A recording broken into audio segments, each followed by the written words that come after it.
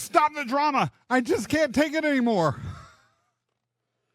If you have ever uttered those words or even thought them, this episode is for you. And believe it or not, Greek myths can help you stop that drama. Press subscribe, keep watching, and you're going to find out exactly how.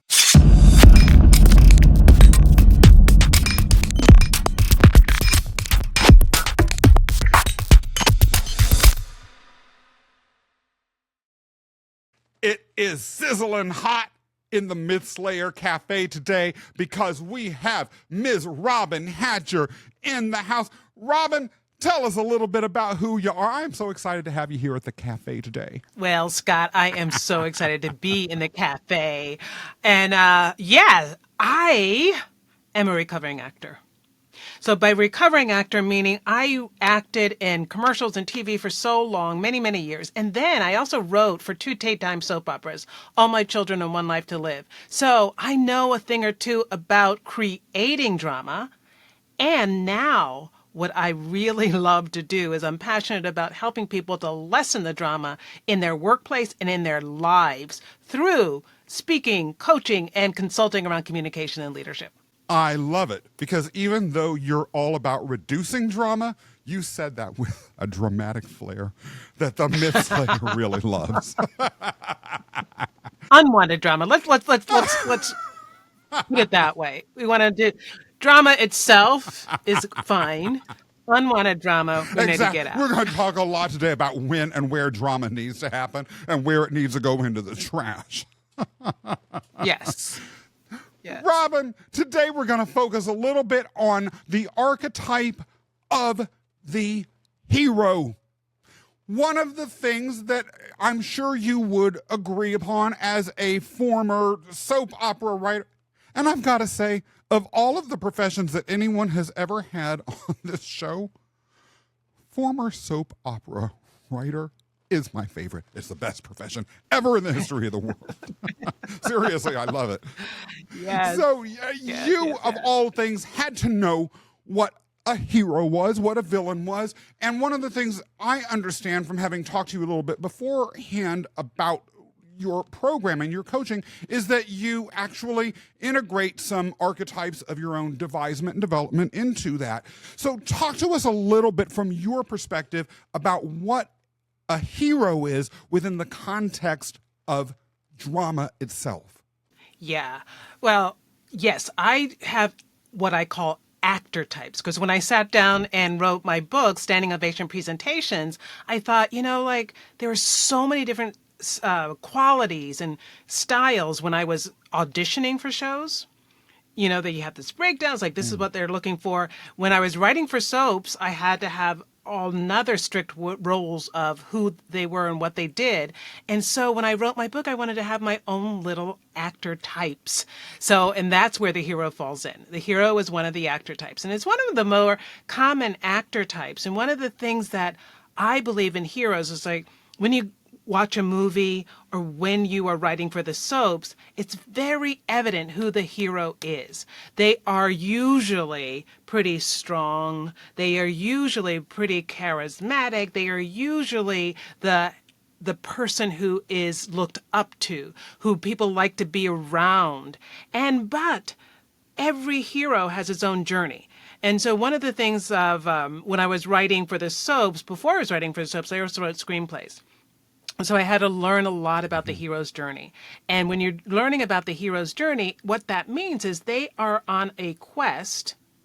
They're not perfect by any means, but they're always looking for the answers, and they're on this quest. And anytime you write a script, anytime you write anything, you need to have this hero go through their journey. And that's what I love about the hero, because the journey can come in so many different ways and sizes, and then they have to have an obstacle, then they have to overcome that obstacle. Then they come to another obstacle and they have to come up with another way of getting around that obstacle until finally they've learned something that those obstacles have been telling them. And then that's what makes the hero's journey not even end, but just sort of progress. For anyone who's watching this who isn't familiar with the hero's journey as a philosophical and as a mythical construct and a framework for analyzing the roles that people play both in their lives and that exist within literature and other forms like drama, Joseph Campbell's book, Hero with a Thousand Faces, is the definitive book on that topic, and it's essential reading, honestly, for anyone who's interested in myth storytelling. I would argue even marketing and business. Right. But talk to me a little bit about how you use that and any other actor types in your coaching or in your program, so we can get a little bit more context here. What I found and what I find is that we all have a default actor type. Not everybody has to be a hero. You know, a lot of times people are trying to be a hero when their innate actor type is something different. You know, and one of the actor types is a villain. One of the actor types is a buddy. Another one is an ingenue, you know, the innocent. And then we have another one who is a superhero, which is different than a hero. And I can explain that in a way. We have a curmudgeon actor type, the kind that are just sort of salty and just grumpy all the time. And like, that's what they are. And then we have what I call the whiz kid. The whiz kid is somebody that is always about the facts. They're factual and like statistics and like spreadsheets, you know, and they like data. And we all have an innate, based on nature, based on nurture or experiences, we have a default actor type that comes out under stress. And one of the problems that I see when people are presenting or communicating is that we assume that the default is the hero. And so we all have to try to act maybe like the hero, or we have a boss who's a villain. And so we think, oh, that's the way to be a leader. So I'm going to be a villain as soon as I become a leader. But what I believe is that everyone can be special. Everyone can represent, you know, everybody can be powerful, can be engaging, can be wonderful using their own innate actor type. So that's how I use it. I help people to understand what their innate default actor type is, how to get the best out of that, and how to mitigate some of the weaknesses, because what we all know is that every actor type, every archetype has what I like to call the fatal flaws. And the fatal flaws, like the Achilles heel, is, you know, if you overuse any attribute, it becomes a negative.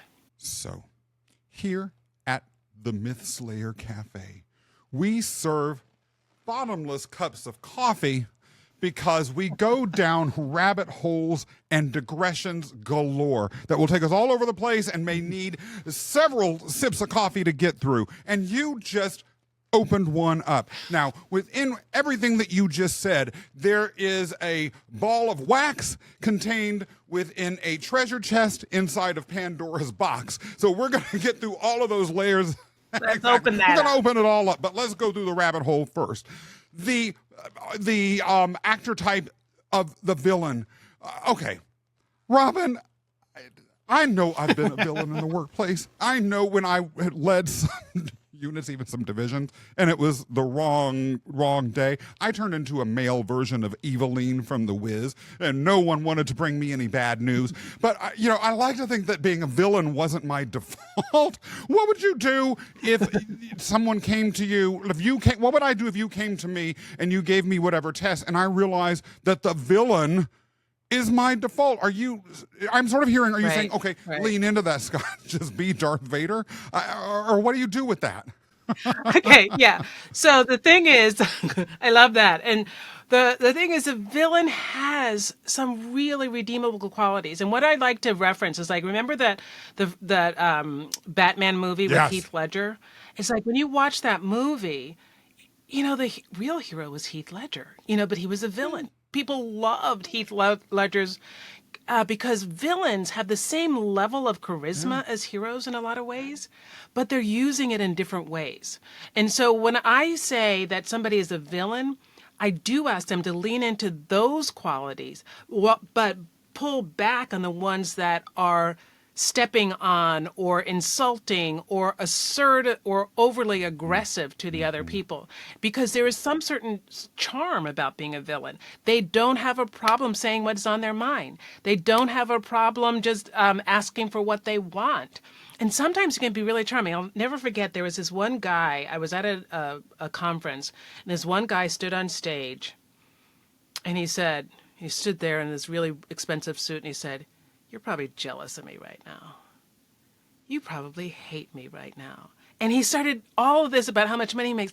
But there was something so charming and charismatic about it that I just fell in love with him. And I thought, yes, if you're owning that, that was a villain on stage that was really powerful, and using that villainous, because if you step on it, sometimes people then can smell it through what you're acting like. And then they're like, oh, there's something off here. They're trying to be nice, but there's also this edge that I'm getting, and I'm not understanding where that edge is coming from.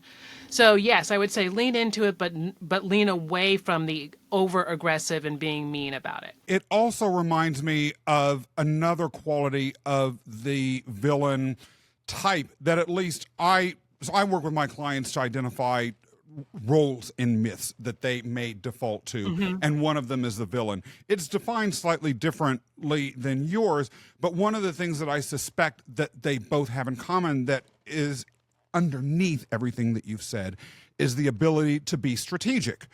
A villain, right, is like the hero seeking to achieve a goal, and they're usually not tactical. And usually, like let's say you're Sauron from the Lord of the Rings, it's a big, grand vision that you have. So I'm curious as to your thoughts about that and other qualities outside of the charisma that the villain might have. Like the ruthlessness indicates to me drive and focus and all these other sorts of things. Right, exactly. Yeah. They're very driven. They're very determined. They want great results. And they also, there's that other side of the villain, which is similar to the hero too. They really want to be loved in a certain way, but they go about it by wanting to have the power.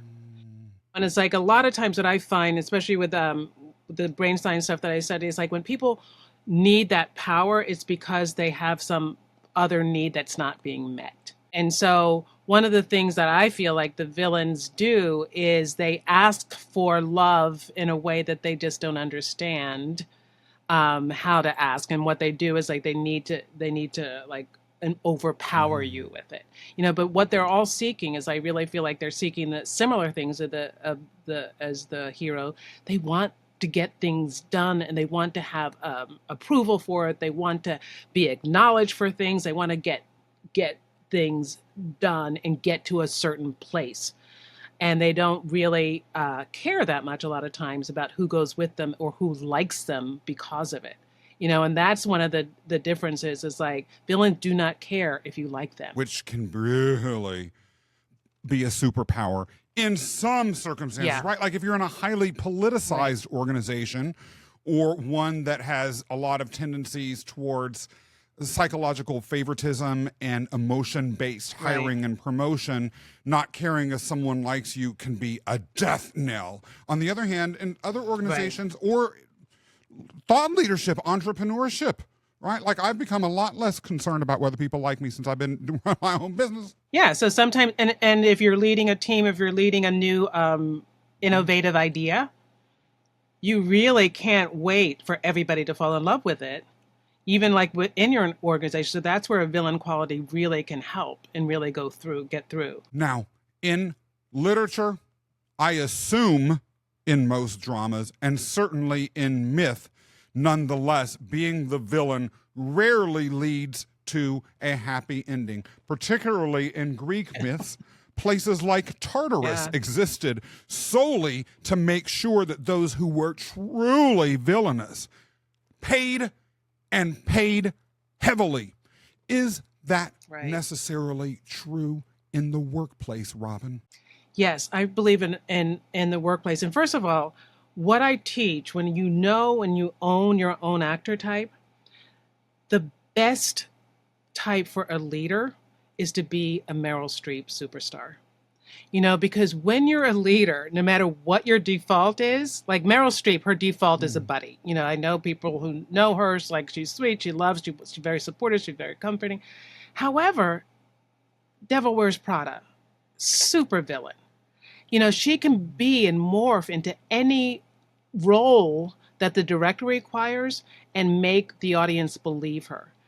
And because she believes in it and she can get through it. So a good leader in the workplace is someone who knows what their type is and also knows the steps and the strategies to adapt so that you are adapt and appropriate for the situation and the relationship that you're dealing with. Robin, why are you just opening more and more doors through looking glasses? Okay. I'm not going to forget that.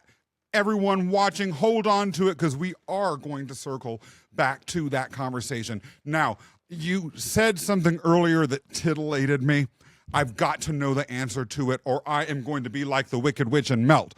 What is the difference between a hero and a superhero? Right. So the hero is the guy who walks, like, I'm thinking of the Westerns. They come in and they do things and they go through their test and they like superhero. Superhero is like, here I come to save the day.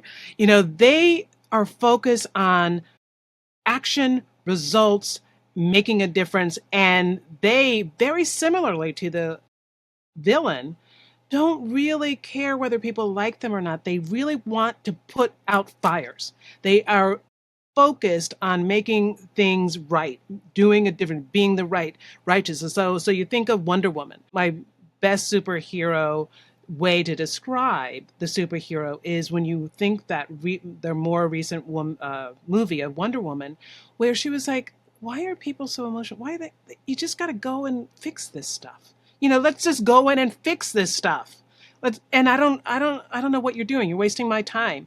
I need to get this fixed. And that's what a superhero is. They are really focused, deadly focused on driving and getting results and doing the thing.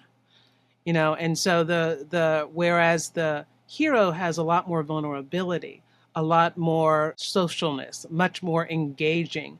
The superhero doesn't have time to be engaging. The superhero doesn't really have time to be charismatic. They just want to get things done.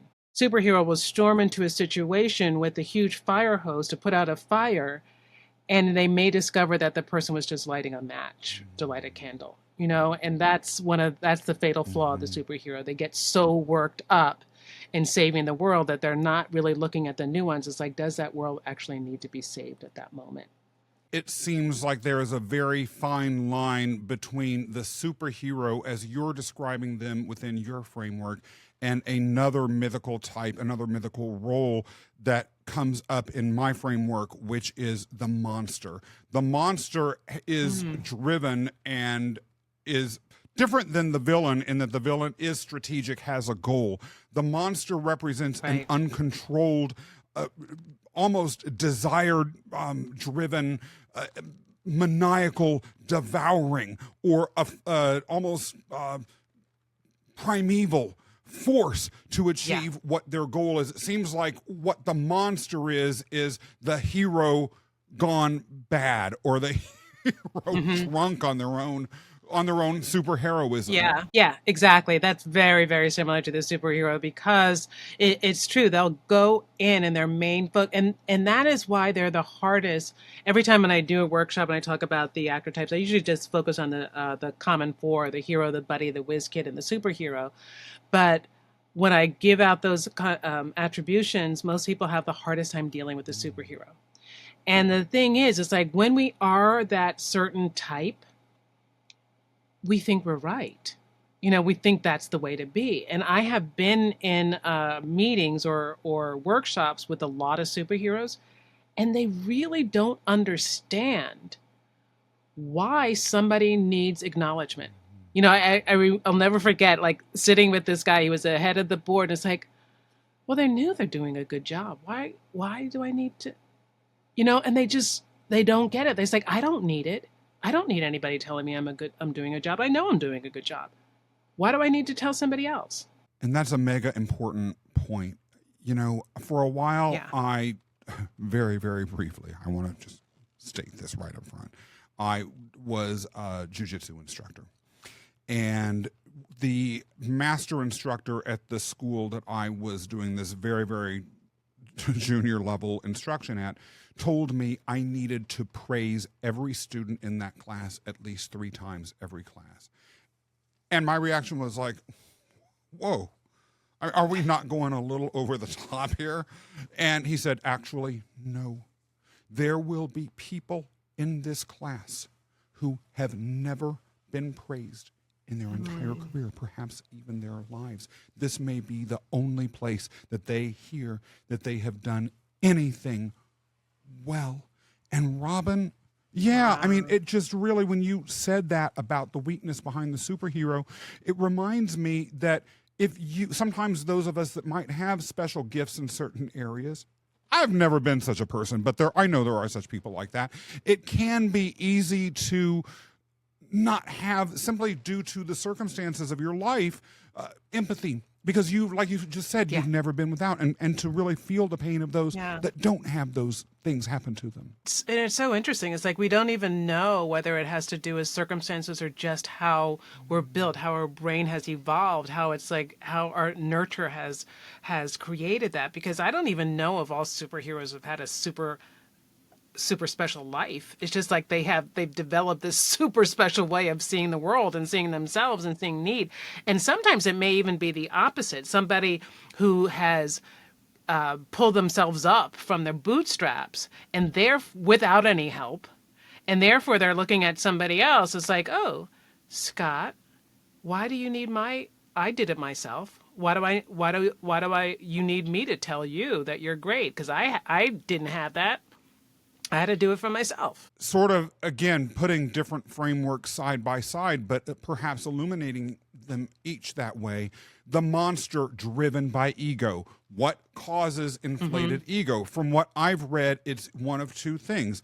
Excessive praise or excessive coddling or those sorts of things during early parts of your life, or excessive rejection and excessive hardship. Right. And so really, again, with limits, the monster archetype is the undisciplined narcissist raging out of control. Am I correct in suspecting then that within your framework, the superhero can manifest themselves as the narcissist, even the toxic narcissist? Yeah, it's definitely possible. You know, the toxic narcissist can be definitely represented as a superhero and or a villain, and but sometimes the superheroes, and I know I have some superhero friends who they don't realize how they're coming off as a superhero. They really are thinking that they just want to help people do things right.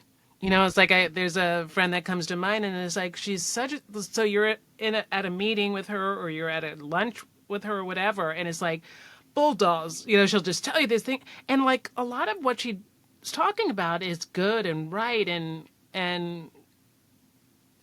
you know, actionable or whatever, but there's just no wiggle room for another opinion or another way of seeing things.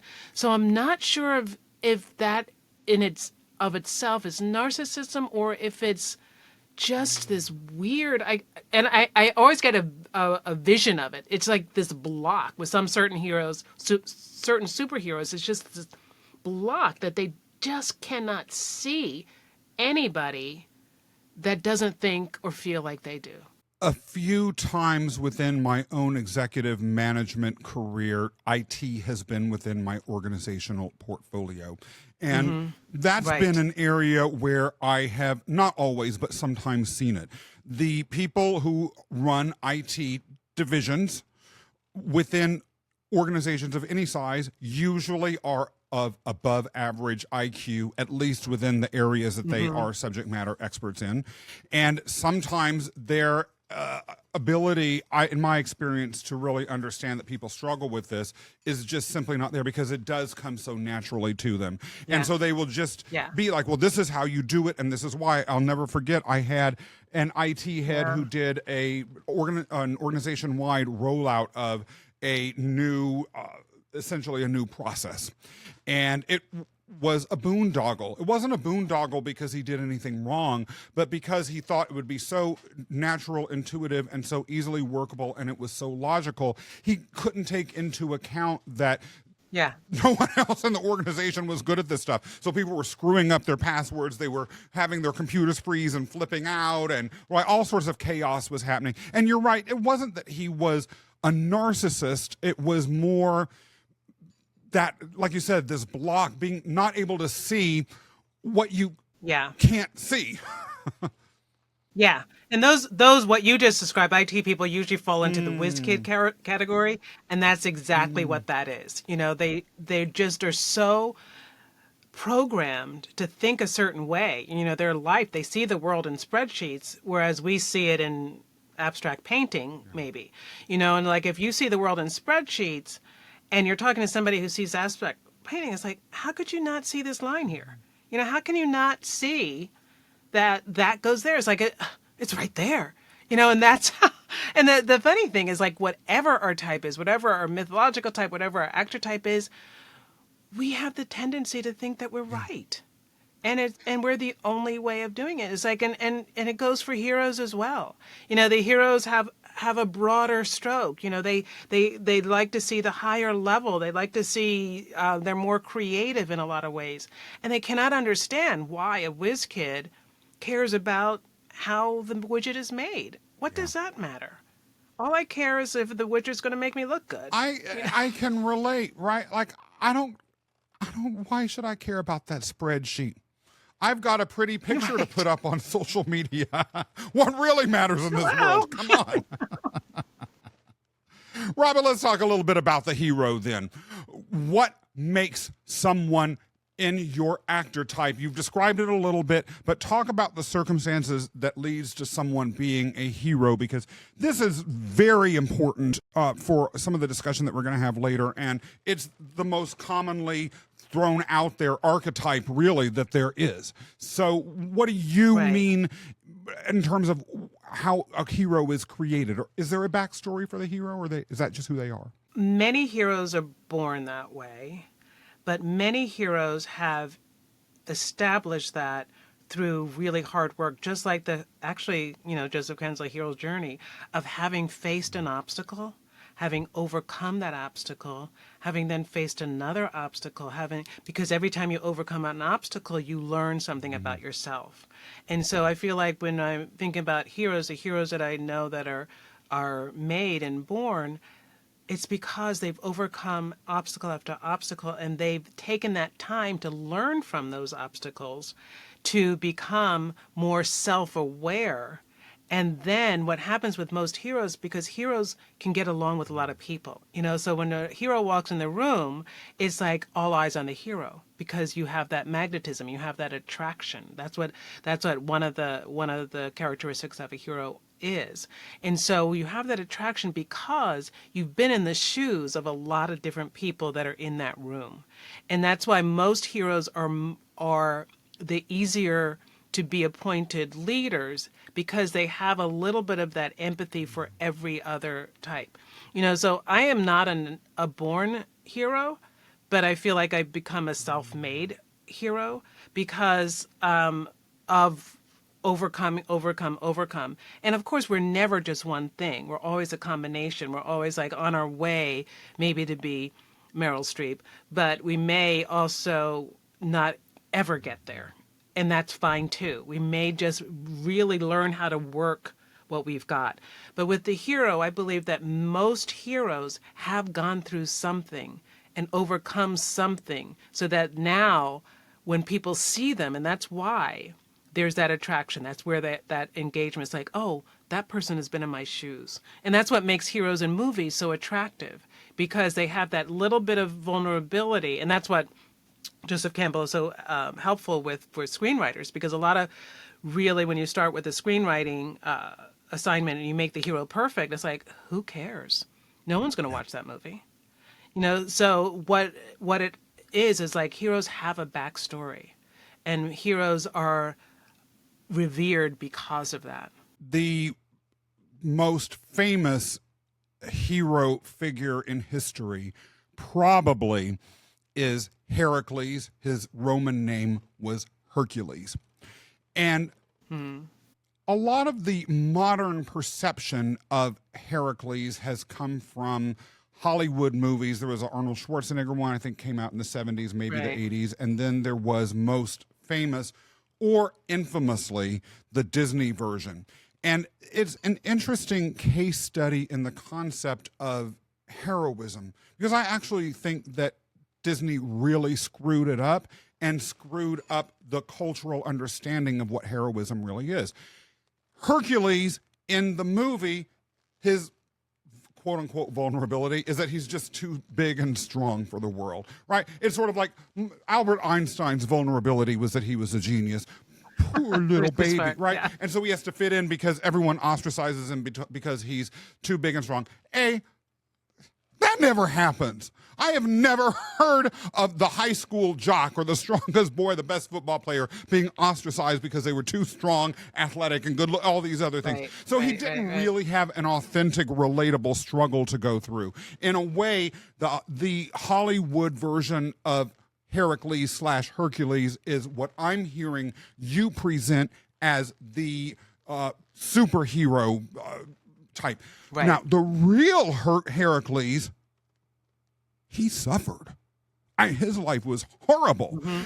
He was cursed from the time he was born. He had madness visited upon him, and he killed his wife and children. I mean, his death was one of the most gruesome deaths I've read in any type of literature, and he was a slave for a while, on and on and on, and he kept on overcoming and overcoming until eventually he was able to be this person that was beloved and figured, and even both metaphorically and symbolically within the story, able to transcend death, actually directly within the story too.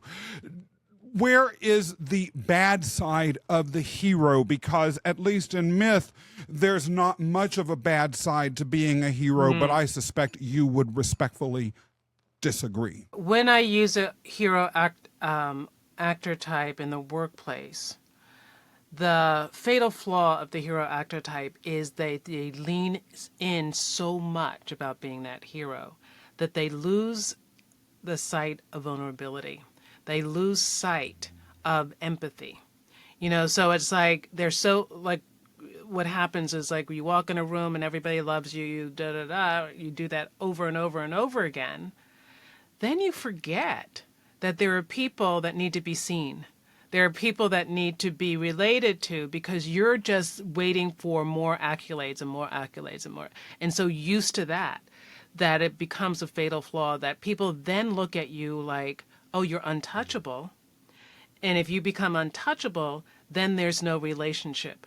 And then there's no trusting you to be able to be somebody that I can come to with my issues or my problems, or even with my questions. And the other thing is, like, if you're untouchable, or if you are, then you become shallow. All you care about is how great I'm doing and how many friends I have or how much attention I'm getting. And then it's like, well, who are you really? Are you, I don't really know who you are. You're just this facade. So those are the fatal flaws of being a hero in the workplace. So both you and I live in New York City, and I don't know about you, I sometimes will indulge reading the New York Times, and when I indulge in it, there are certain stories that I really feel are indulgences that the New York Times is obsessed with. And it is the sort of story involving some rich couple, usually who vacation in Hamptons, and maybe they have a second house in Monaco, and the wife is almost always an influencer on TikTok and Instagram, and they have these lavish weddings, and then inevitably behind the facade, like, they're in debt, and the rich husband that's fronting it all, right, ends up in ruins, and there's all of this tragedy. And this is sort of what I am seeing as kind of a modern version of that in the extreme. Oh, I love that. Yes, that's exactly it. Because they're heroes to so many influencers. They're heroes to so many people. And then behind the scenes, like, what is actually going on? And let's not, there are influencers that are actually influencers that can be heroes and also just like help people with that and be real and be authentic, which I don't like that word, but being real. And so that's a hero. But you're right. That's exactly what taking that hero actor type to its extreme then becomes a negative. Interestingly enough, you've just illuminated, in a way that I'd never thought about before, one of the most famous yet twisted Greek myths of all. Jason and the Argonauts. Now, Jason started out as a hero. He was deprived of his rightful heirship to a throne by a manipulative uncle, I think. And essentially, in order to get this throne, Jason went on the famous quest with a bunch of other heroes to obtain this relic called the Golden Fleece. And he had to conquer all sorts of monsters and use all sorts of his wits in order to get this Golden Fleece. But then he also had to, with the help of a very treacherous, dangerous sorceress named Medea, be able to get it back. And with the help of this sorceress, there were murders that occurred. There was family betrayal. There was all sorts of horrible, monstrous, deceptive, and even deadly tactics that she led him into that ultimately morally compromised him. And so by the time he got back to his kingdom and attempted to really assert himself, the people rejected him, understandably so. They hated what he had become. And the tragic end to this story is that he ended up dying alone and broke, an outcast. I think he was hit on the head by the prow of the very ship that he had used to go get the Golden Fleece. And to me, this is the narrative arc, thinking about everything that you've just said, of the hero whose other side is unchecked. Yeah, exactly. Just like those couples in the New York Times.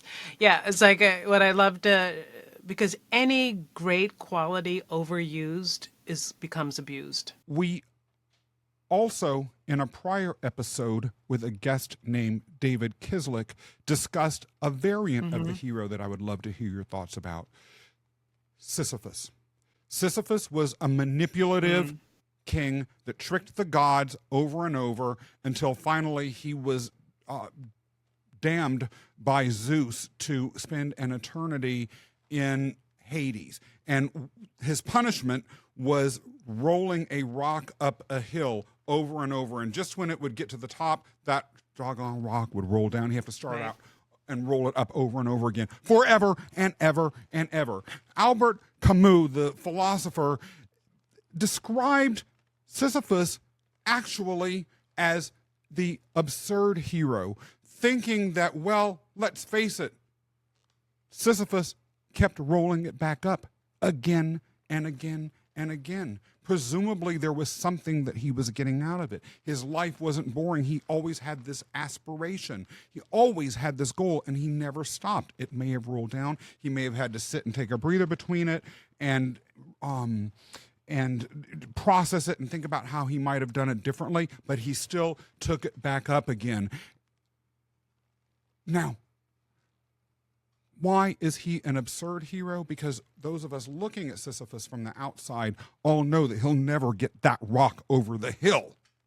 Do you think that there is an absurdity in viewing yourself as a hero? Because the person who's overcoming these obstacles over and over and over again, in a lot of ways, thinking about the world rationally and looking at a lot of its hard realities, chances are you aren't going to get that rock over the hill a lot of times.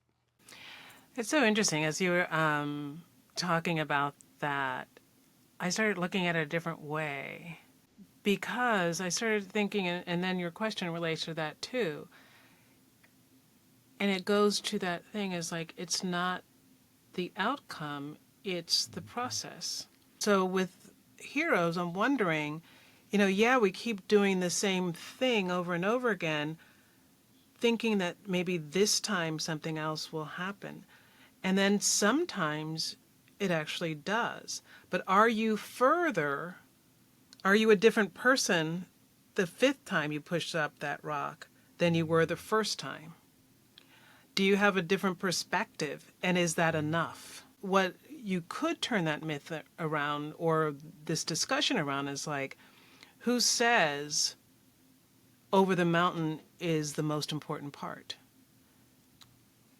Who says finishing is the most important part? What if the process? What if the persistence? What if the energy behind it is equally important? It's a fascinating point, because unsaid in this myth is the assumption that getting this rock over the hill was worth it, and that once it went over that hill, Sisyphus's life would be better at all. I mean, right? Like maybe he was actually secretly being blessed. And that is interesting, because how many times, Robin, I say this from personal experience. I don't know about you. But, you know, when I was early in my career as a lawyer and I first began to get these management roles, I was like, I want to be basically the government version of a COO. I want to get that rock up that hill and live there. Well, it was unlikely, because usually you get those positions through political connections, which your homie here didn't have. But I did it. And it wasn't worth it. It was like a curse. It would have been better if I was pushing that rock up forever. Seriously. Right. Yeah. Yeah. I know what you mean. It's like, and then the other part of that is, you know, when you get it up to the hill and you get it over, there's probably another hill on the other side. Yeah. You know, it's like that whole thing about the goal. We always think that this is it. We've reached it. We've succeeded. We've done it. It's like, oh, there's something else we have to do. Oh, we're not there yet. You know, and that's what life is. And to always pushing towards there is just as important as maybe getting there. I mean, even the speaker, Marc LeBlanc, that we heard, you and I, last week, it's like, there's always another mountain. You know, there's always another mountain to climb. Robin, you and I know each other through an organization called National Speakers Association, which is the professional association that is designed to support people who speak for a living. And Marc LeBlanc was a speaker at our local chapter. And going to the point that you just made, one thing that was interesting about that was he talked about, well, there are those people, you have to be at a certain level before you're ready to move to the next level. And then you hit a certain level, and after a while, if you keep hitting these levels, as I was understanding what he was saying, there can be a real level of comfort, prosperity, and abundance that you have. Yet many people still want to get to that level, let's say, of $1 million revenues, 5 million, 20. And he was like, sometimes you may not want this. All you're going to get is being asked to do more and more and more. You should do this, pulled in this direction and that direction. And some of us who might have gone into entrepreneurship or speaking for freedom, you know, behind, again, what he said, could end up really trapped. And that goes exactly as to what you're saying and what this story about Sisyphus could conceivably mean. Right. Yeah. Well, let's talk about another characteristic of the hero before we get into a little bit of a deeper dive into Meryl Streep. Can't wait for that part. But charisma. What does that mean to you? How do you know that these people have charisma and they're not just a bunch of loudmouth braggarts? Charisma is something that I feel is so innate and so not coming from the mouth and not coming from the actions, but coming from, need I say, somehow the soul. And I don't know that anybody can actually know when or how charisma. I just had this like thing about like it just is put in you from somewhere else. You know, I had someone say to me yesterday, and this is, you know, I was speaking at a panel and this woman said to me, "You are such a special person." And she just kept saying, and we had just met, we had spoken at that panel together, and she just said, "I just feel that you're a really special person," and all this. And I'm like, and, you know, and I'm not like tooting my own horn or bragging or anything, but it's very confounding to me because people will say that to me a lot. And I have and that morning I had done a meditation, and the meditation said, well, answer this question, who are you? And it just kept saying, answer that question, who are you? And it's like, I don't know. And then this woman said that to me, and it's like, my thought was, why did you say that to me? Like, what is it? I didn't do anything. I don't feel like I did anything to say, oh, look at me, I'm charismatic. But it was something that was picked up. And so I feel like charisma is so intangible.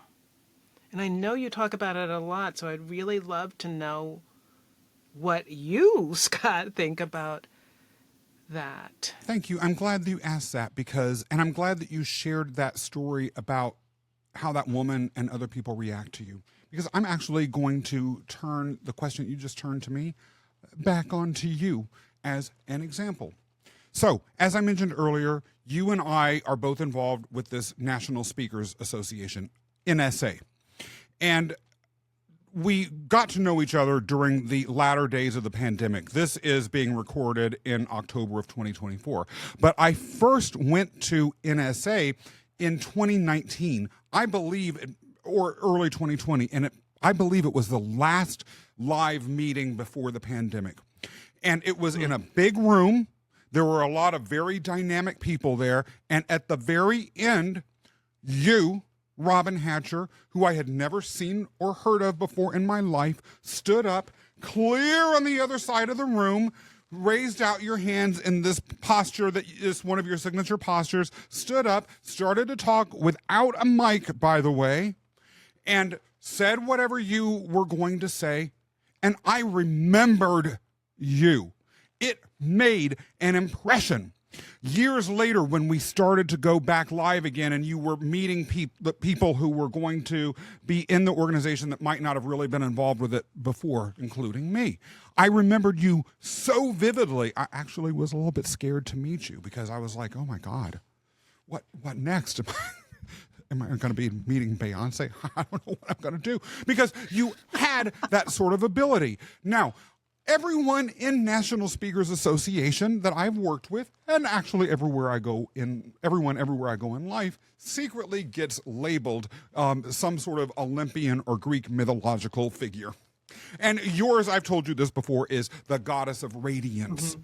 And that's because what I remembered about you was an inner radiance coming out in your body language, the way you spoke, your facial expressions, all really exhibited radiance. And when you talk about connecting to the soul, I actually would not back away from that at all. That's what it is. It's that ability to grab that and then convey it through a message, which clearly you'd mastered.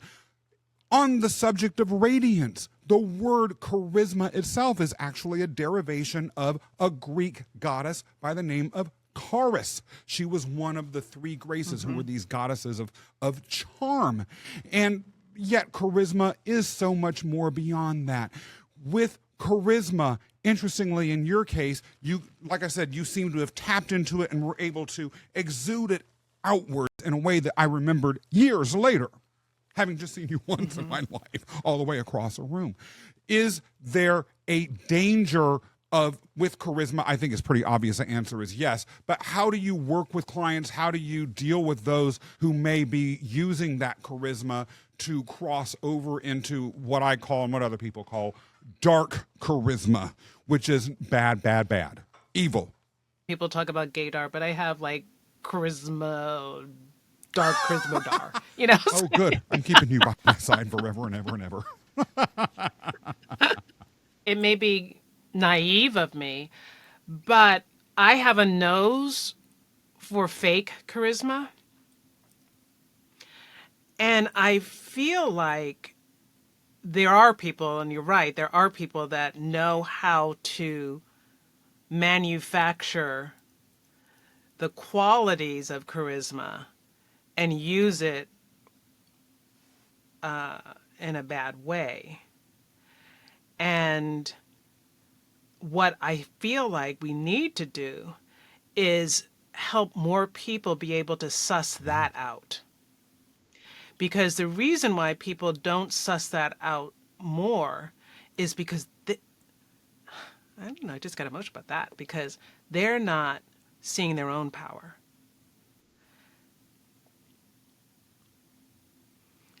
And so when people feel powerless, they're very happy to let someone else guide them, to let somebody else shine, to light their way. And so that's why the work that I do is both like working in the workplace, but also working on self-awareness, so that you can go from, another one of my talks is called Invisible to Invaluable. So when you can go from invisible to invaluable, I feel like then you get that radar about what is real charisma versus what is somebody trying to manipulate you into something. What you just said puts us on a doorstep that could get into a whole discussion about everything from politics to modern history, to a whole host of corporate large-scale disasters that have happened. But I will say it is really something to think about when you're attracted to someone because of their charisma. Really, like, why? In my weakest points, I wasn't always confident in any workplace. I left law school, especially after my first job, feeling really like, gosh, I think I'm the biggest idiot the world has ever seen. And I found myself during that period really drawn to these personalities that were exciting and dynamic, but like you said, were manufacturing inner radiance, not really living it. And if I had had that self-awareness to say, okay, let me figure out what is drawing me to that person, I might not have, I might have saved myself a lot of hurt. Yeah, and it's unfortunate because it's not to say that everybody who is big and gets a following is misusing it or bad, because sometimes they really are helping people to see themselves. And what happens is you have to be so vigilant with your own, if you're charismatic and you get a following. I have to find this statistic again, but because I remember reading something around brain science that said that the more power you get, you start to lose a neuro connection with empathy. And so when you start shedding that neuro connection with empathy, you don't see or feel the same way that somebody who's empathetic does. So you have this charisma, you get this following that gives you power. You have this power, you start losing empathy, then you start and then we're going back to like what the hero's weakness is, because then it's like, okay, I don't need to be vulnerable, I don't need to understand you, I don't need to see you, I don't need to empathize with you, I just need to take your money and tell you what to do. And there are such people out there in the world, in the coaching space, and in other spaces as well. So yes, that's very, very true. Robin, what you're taking us to then is to this Meryl Streep figure. In myth, assuming you did not take the Jason route or the dark side of the hero, as you engaged in that journey, again, typified or exemplified best by Heracles, you were transitioned once your heroic journey ended into essentially a version of a god. In ancient Greek myths, most ordinary mortals died and they went to Hades, which was this grim place where they sort of flitted around like shades without memories or identities. It was boring, and you just sort of became this forgotten thing that was there. But if you were a hero, you were either transferred like Heracles to Olympus itself, or you were transmogrified metamorphified into a spirit that retained its identity, went to a place called the Isles of the Blessed, and from there you had this special dispensation, got to live in paradise. You could even visit the earth and the people that might go to your burial mounds or whatever for many, many, many years afterwards. You became basically a legend. And so this was called apotheosis.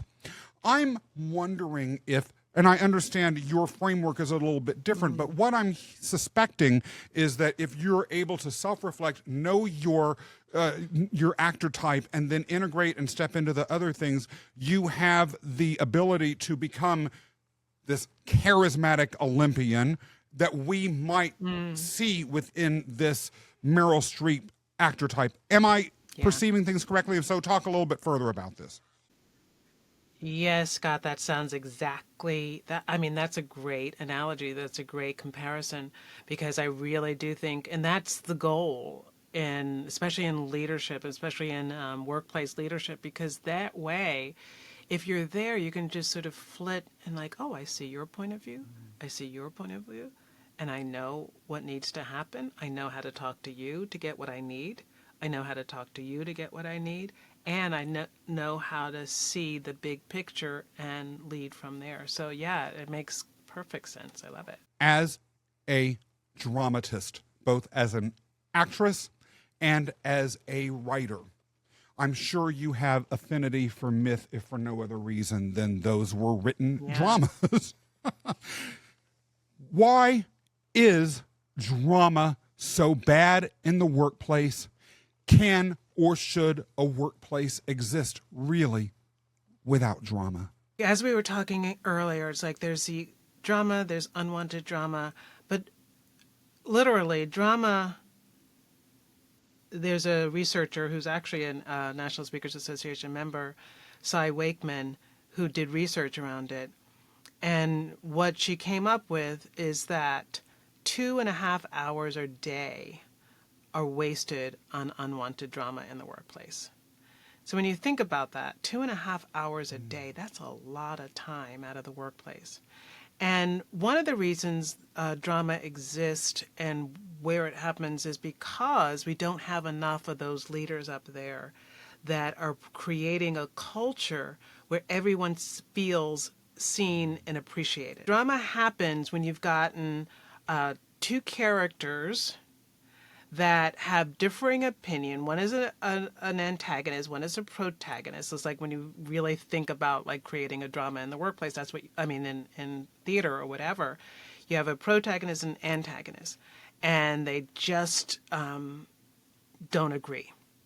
You know, and in the workplace, we are so used to living out those dramas in our personal life that we then bring them into the workplace. You know, so somebody is going to say something, and instead of like with them, and let's go back to the family, because this is where it all starts after all, at a lot of times. It's like, so mom loves this daughter, mom likes the other daughter, but is closer to this, the one daughter, right? And so what happens is they're like, oh, I want to be like you, and I'm mad at you for getting all the attention, and therefore I have to work really hard to get the attention, or I have to like put you down so that I get more attention. And so then you go in the workplace, and immediately what happens is you see somebody that reminds you, maybe a sibling, maybe a parent that you have an antagonistic relationship with, and triggers go off. It's like, oh, I'm going to just like be the same way to that person that I was in my personal life, and because we spend so much time in the workplace. And so a couple of things need to happen there. Is like, you have to realize that that's what you're doing, that you're in this role of, oh, I just put myself in this role as the antagonist. Why is that? Maybe get deeper about that. And the other thing is for the leadership to really appreciate each person in their role for what it is that they have and what it is they bring, and really share that every person there is special in their own way, so that you don't recreate the drama that comes with the family or the drama that comes from the soap operas, you know, because it's in our DNA. It's like when you're talking about Greek mythology, those are the archetypes that shape us. They didn't just make it up. They experienced it and then they wrote about it. So that's it's in our DNA. And so we keep wanting, it's almost like Sisyphus. We keep wanting to replay the stories that we were raised on. We want to replay that because that's what our brain is designed to do. And so it really comes to really great leadership to say, oh, this is what the workplace is like. Let's see how we can respect everyone. Let's see how, there's a term going around now and, it's not rocket science and it's been out there, the psychological safety. Like, how can we help everybody in this organization feel safe enough to contribute, safe enough to trust, safe enough to express themselves so that they don't sink into those roles. Which brings me to a little side remark that you made earlier. Now, the best questions always come from those little side remarks, which is, you more or less said, I hate that word, authenticity. Yes. Okay. Right. Robbie, I'm not going to let that go. Talk. I know. I was surprised you let it go so long. The problem I have with the word authenticity is it's overuse nowadays, and especially where it comes from that phrase that I want to bring my authentic self to work. Okay. Yes, You please. know what? Every workplace isn't ready for your authentic self. I just got to say that. Right. And sometimes your authentic self is something I don't want to see. Exactly. And so so when I talk about authenticity, I talk about it I like to call it aligned authenticity, so that you make sure that you're aligned with the situation, the circumstance, the environment, and be authentic that way. And the other thing I like to say is like, okay, that's cool. Do you want to be authentic or do you want to be effective? Yeah.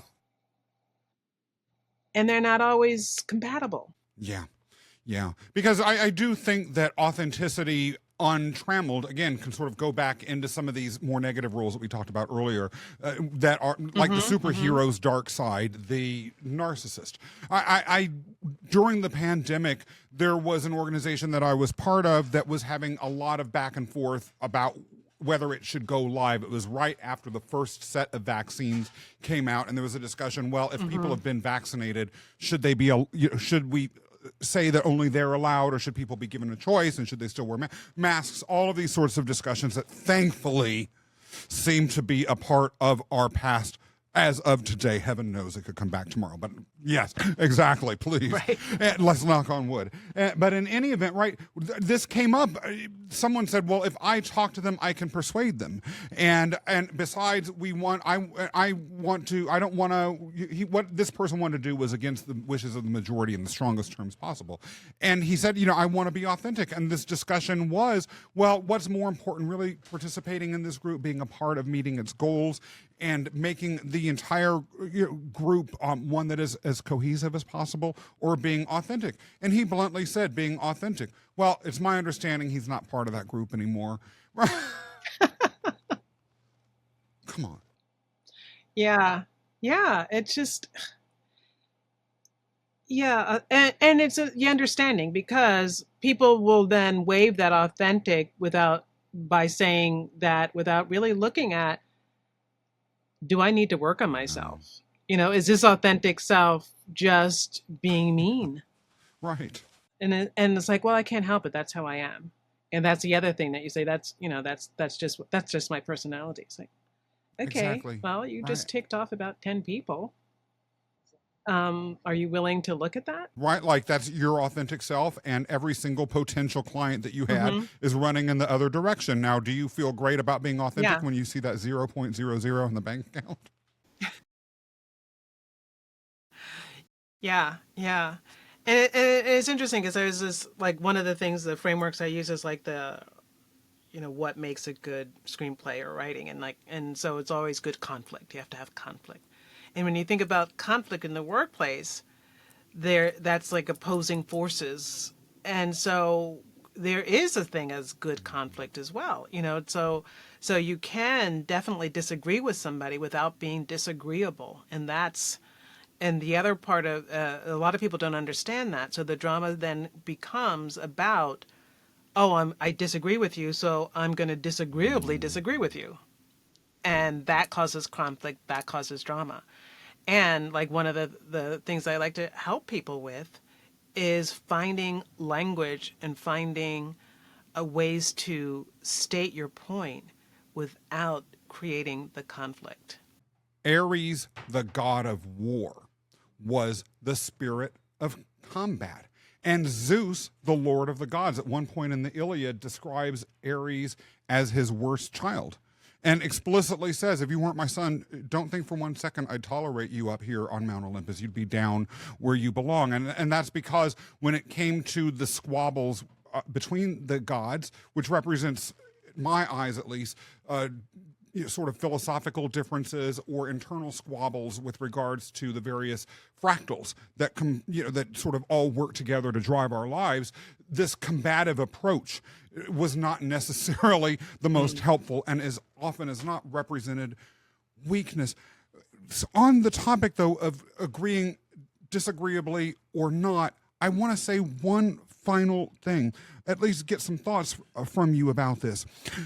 In the ancient stories, the gods didn't completely separate themselves from the realm of the mortals. They were very aware of what was going on here. And if they were offended, they would punish you. If you pleased them, you would get rewards. If things were going a certain way and they didn't like that, they might shift things. If they wanted something to happen, they would have the oracle make a helpful prediction, or they would send a monster or a hero your way. But they were very much connected to the people over whom they had sovereignty. In other words, if you view the Olympians as the C-suite, they were deeply connected both with their constituents, the mortals, or their customers, or if you view mortals as their employees, which they kind of were as well, right? They were connected with them. You talked earlier about the importance of, in terms of being effective as a leader and pushing away a lot of that unnecessary drama, making sure that people felt seen and heard. As a practical matter, how can I, as a leader, particularly if I am a whiz kid or a superhero or a villain or even an overly empowered hero or one of these other actor types, how can I make sure that I do that? And what are some ways that I can actually do it outside of fakey? Tell me how you're feeling, be authentic, and right, like, okay, what's a confused leader to do? Help! Yeah. So yeah, you got another hour. So one of the things I like to say is, like, what you could do is you can borrow traits from some of the other actor types, and the more you do that, the more you become that Meryl Streep. And so that's the thing. If you are a whiz kid, how can you learn to start to make a little bit of rapport? And the other thing that you can do is to get in front of it and pre-handle your own personality or characteristics. And sometimes that's what I'll tell my leaders to do. It's like, say, there's a superhero, and the superhero is like, you know what? I can come off as really pushy and aggressive. I want you to know that that is nothing to do with you. And I want you to realize that when I'm doing that, doesn't mean that I don't value your opinion, doesn't mean that I don't value you. It's just sometimes I fall into that. And I feel like it's perfectly fine for leaders to take that tactic sometimes, because then you're actually showing that vulnerability. It's also showing that you are self-aware enough to know how your behavior can affect somebody else. I mean, it's something that often needs to be done over and over again. I used to train financial advisors, and how we did it is we would go and do role plays. They would try to present me with stuff, and then I would give them feedback. And a lot of times they would come in, and you would have these whiz kids, and they would come in and just like facts and this, da, da, da, da, da, da. And I was like, no, I'm done. I'm not going to buy from you at all. And so some of the feedback that I would give to them, it's like, okay, I get it. That's who you, and those are the ones that was like, that's who they were. There was no way that they were ever going to be charismatic. It's just not in their cards. And those are the ones I would say, look, open your meeting like this. I'm really passionate about the numbers. I might come off really strong that way. And I just want you to know that this is why. So if you ever have any questions, if you need me to stop and explain more, please make sure that you let me know. And therefore your client is like, oh, that's cool. And then they can appreciate that quality or they cannot. You've got me thinking that I sort of accidentally earlier in my career stumbled on something right then. I used to tell all of my staff members, all the places I worked after a certain point, there will be times in which you come and suggest that we do something new or different, or you ask me a question that has a proposal within it, and I would be in this mode of, no, I don't even want to hear about it. No, leave, no. And I would say to them after a while, now, this is my instruction to you when I do that, because it will happen. You wait exactly 24 hours, and then you come back and you ask me the exact same question, and like a magic wand, I probably will at least give it a fair hearing. And you can even remind me of the fact that I told you this, and then that will shut me up. And believe it or not, I'll never forget it. The first time someone did this, her name was Ruth. I love me some Ruth. She came back to me 24 hours after I was no. She was a little bit nervous, but she said, you told me to come back and tell you, and da-da-da. And she asked me, and I was like, oh yeah, I was being completely reactive. You're right. You're brilliant. Let's try it. I love that. Now I want to. I'm going to be using that story the next time I tell a client that. Please do. I mean, Scott said, who cares? I love that. I mean, because it's true. It's like, and what it shows is like you just saying that to somebody shows that you were self-aware enough. And that's a huge thing. But if you don't say that and you just react, people are just going to shrink into themselves and never come to you again. And that's sad. Yeah, I love that. And it's so funny because it's something that you said earlier made me think of the superhero too, when we were talking about conflict, because there are people, and you're talking about the gods and stuff, there are people that were raised in conflict heavy households. And I've had clients, superhero clients, that are like, yeah, I'm yelling because, I mean, what's wrong with that? I'm used to yelling. And they're comfortable yelling. They're comfortable with that level of conflict without realizing that everybody is not comfortable with that level of conflict and how it comes across. And it's weird because we all have our triggers. I mean, personally, I have people in my life who trigger me very badly, and they think that it's fine because that's who they are. And I just need to get over it. Yeah, right. And it is a little self-centered. One of the personal examples that I have around that is my voice is, you might not be able to tell this on a podcast, but I suspect, Robin, you would agree with this. My voice is very loud. Can be very loud, especially if I was irked. But even if I was just like being my normal, boisterous, I thought lovable self, people in offices I worked in might be like, can you shut up? I can hear you 5 doors down. I'm trying to impress a client or something. And I could have easily said, okay, that's just me. But yeah, like, come on. Right. Yeah. Robin, this has been such a fun conversation, but it's been fun, leavened with real insight and thought.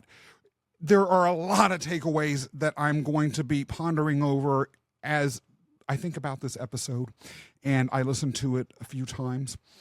But if there is one thing that sticks in my mind, it is remembering that if you are someone who has natural gifts, if you're that superhero or that whiz kid, even that hero, especially if your natural type is that villain, right? It might be helpful to remind oneself consciously that other people might struggle with those things that are natural to you.